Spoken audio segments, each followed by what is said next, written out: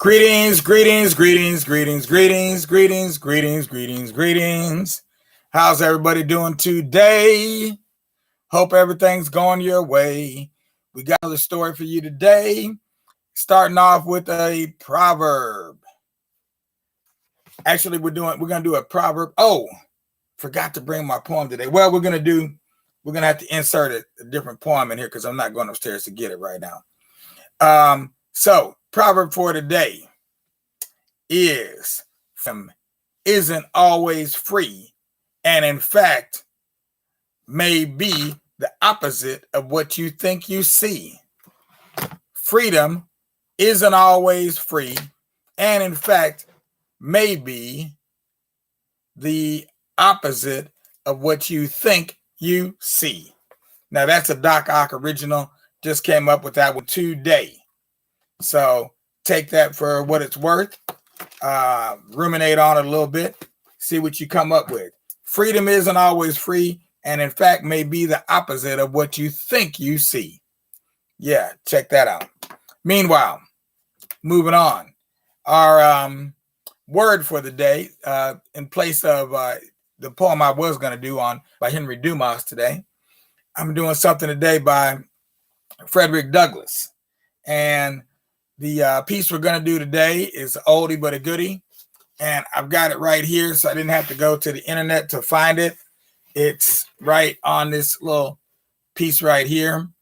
And they called it Freedom. It didn't really have a name to begin with. It was just part of another speech that he did. So it goes like this. Those who profess to favor freedom and yet deprecate agitation are men who want crops without plowing up the ground. They want rain without thunder and lightning. They want the ocean without the awful roar of its waters.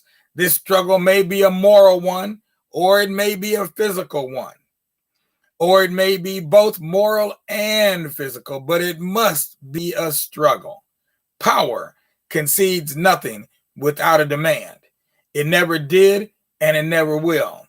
Find out just what people will submit to, and you have found out the exact amount of injustice and wrong which will be imposed upon them. And these will continue until they are resisted with either words or blows or with both. The limits of tyrants are prescribed by the endurance of those whom they oppress. And he said this on August 4th. This was recorded August 4th, 1857. That's 1857, 1857. Frederick Douglass said that on August the 4th. And as you can see, his words are very timely. They are also, they're not so rhymely, but they're very, very timely. And apparently they're just as relevant now as they were when he originally said them in 1857. That is actually 163 years after he originally said it. 163 years later, it's still relevant. Now that's actually a shame. They shouldn't be that relevant now as it was then. We should have been able to come up with some things to be able to have those kind of things in check. You know, like polio should be like obsolete, but it's not. It's still with us. The limits of tyrants are prescribed by those whom they tyrannize. That's some people have divided that up into shorter parts. So we're reading again today. We're finishing up. We're on part 2 of Sun Divides Us. So this is from my life in the Bush of Ghost. And as you can see here, as you've already heard from previous days, I have married a ghost woman. The author has married a ghost woman and had a ghost child that's half ghost and half earthly person. We don't know. I don't recall. Oh, that they did describe whether it was the top or the bottom. One half is one and one half is the other. But they also do things half and half. They do things half as using the ghost method and half using the earthly person method. So it's kind of an interesting story. But moving on, immediately these two warders, because they have he's done something, committed an infraction, and they put him in this prison. Immediately these two warders had prepared the fire and told me to be getting ready to enter inside it. And when I was preparing to enter it, luckily it was that day their king should come to visit the yard, and he entered it at that time without noticing all the warders. So he saw me stand closely before the oven of fire with my eyes, which were as wild as a wild animal's eyes when chasing his prey with hunger and much difficulty. So he approached me at the same moment. He saw me and asked whether I knew him, but I replied I did not. Then he said, I am your son, and your wife, who is super lady, is my mother. Then I knew him very well after he had explained himself to me. After that, he ordered some of the warders to lead me to his palace, and they did so. So I was very glad that this king is my son, and also saved me entering the fire. Having inspected the prison yard all around, then he came back to the palace. He told his attendants to give me food with all kinds of drinks. Having spent some years with him, then I told him to tell me the right way to my hometown. But as none of the ghosts is too young to persuade, he told me, yes, I know the right way to your town, but to tell you such a thing is against our rule in this bush of ghosts. When he said so, I explained that if he tells me the way, and if I go, I will be spending only a few days in my town before I will be coming back to visit him regularly. But yet he insisted on the first point that he raised.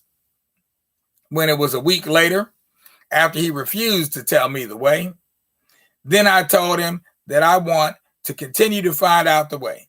Of course, when heard so, he begged me not to leave him, but I myself refused totally to stay with him, as he refused to tell me the way. So I left him and started to find the way. After the 8th month that I had left him there, I reached the 4th town of ghosts at about 12 o'clock midnight.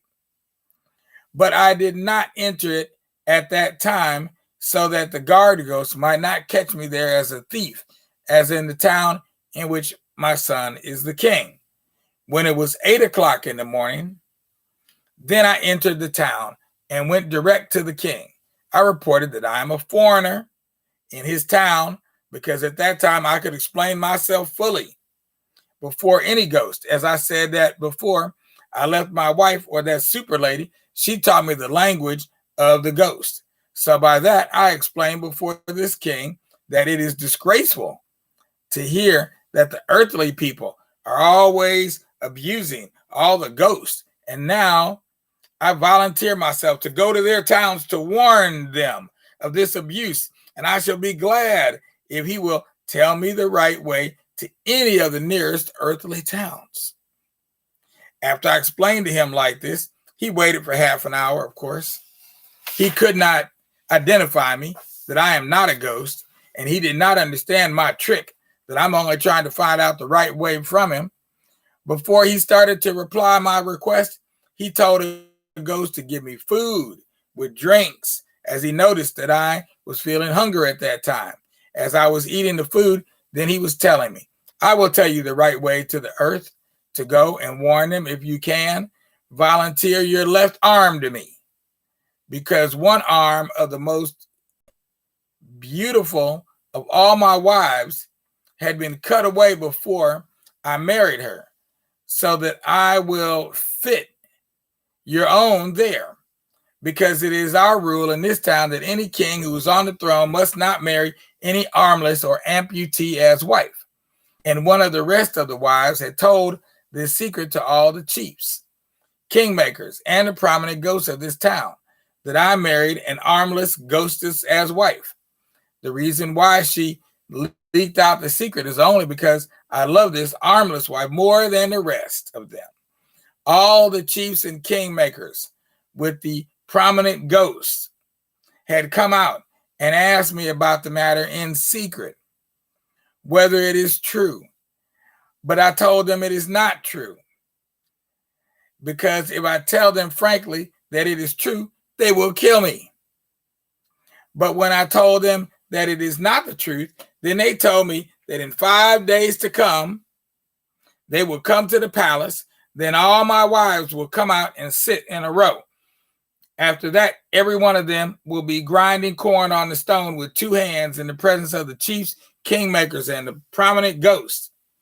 But if any one of the wives cannot produce 2 hands or arms to grind that corn, then they will kill me on the spot. As I am against the rule, now it remains only 2 days to come for the test. But as he said that if I could volunteer one of my arms to fit on his wife's arm, which was cut off, then he would tell me the right way to the earthly towns. So I was very glad to hear that. Then I told him to call the armless wife to show me the arm which had been cut off. When she came and showed me the arm, so I measured it with a kind of ghost rope in such a way that the measurement was equal with the one which was not cut. After this, I went to the bush, which is near that palace, with this rope, and molded another arm with mud, which was the same size with the rope. Then I brought it and told this armless wife to stretch the other half, which remained with her. So I let the artificial arm touch the part that remained with her. After that, I performed a kind of juju, which was given to me by a triplet ghost. Immediately, I performed the juju. The artificial arm joined together with the rest, and at the same time, it became exactly the natural arm.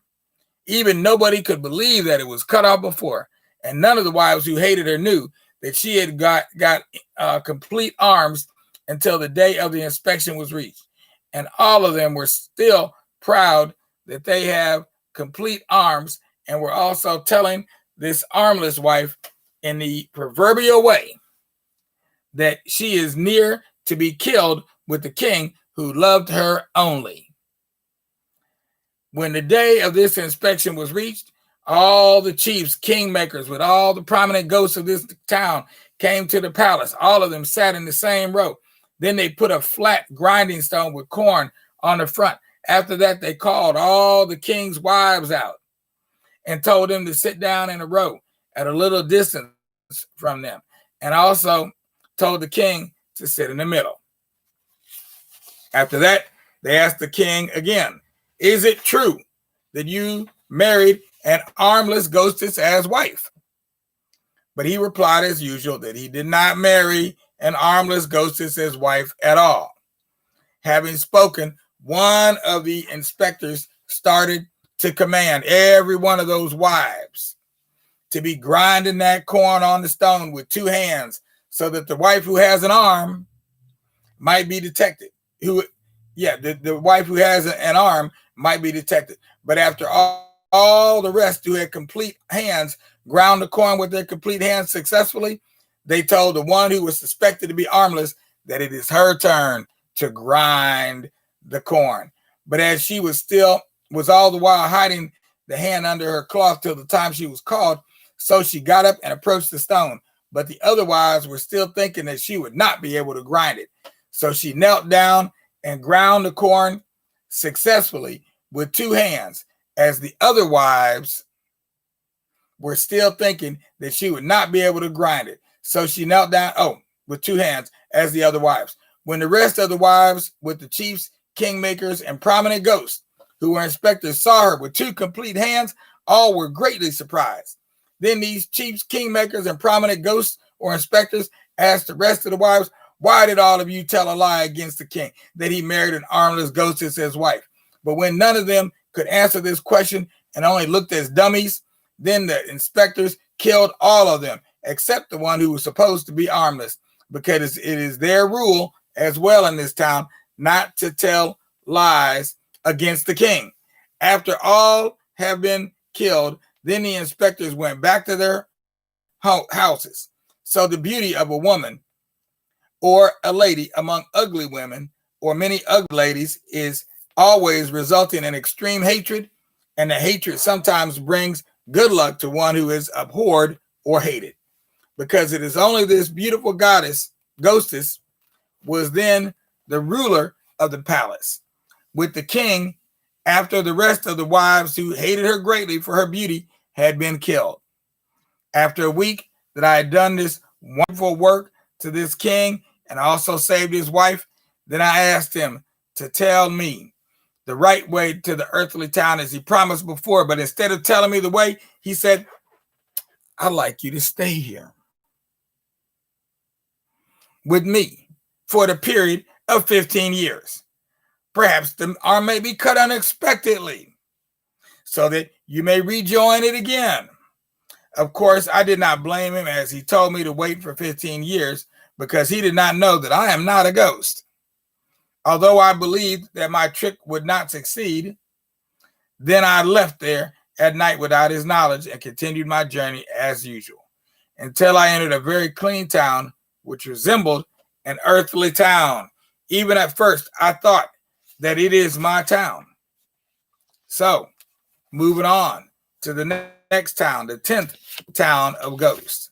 And we'll save that for the next time. In the meanwhile, go ahead and leave here with a smile. Do your thing with a whole lot of style. Don't let anybody start to rile or make your blood boil, because all that's going to do is put you 6 feet under in the earthly soil. And that won't be good, because then you won't be able to toil if you're below the soil. Please don't forget, if you're watching on YouTube, hit that button below and subscribe. If you're seeing us on Facebook, go ahead, give us a like. Then go ahead and give us a share. Show everybody that you really do care. We'll be coming right back at 9 o'clock, because this is Doc Ock at noon and 9. Signing off and hoping everybody's going to be real fine. Peace out, y'all.